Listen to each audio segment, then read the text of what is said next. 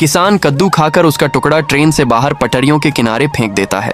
रात में हल्की बारिश होती है, जिससे सूखी जमीन पर पड़े कद्दू के बीज को नमी मिल जाती है और कुछ दिनों बाद एक छोटा कद्दू का अंकुर बाहर निकल आता है।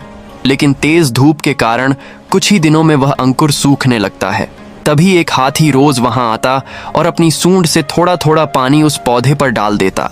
कुछ महीनों में पौधा बड़ा होकर सुंदर कद्दू का भारी पेड़ बन गया और फिर हाथी भी उसी पेड़ के नीचे आराम करने लगा।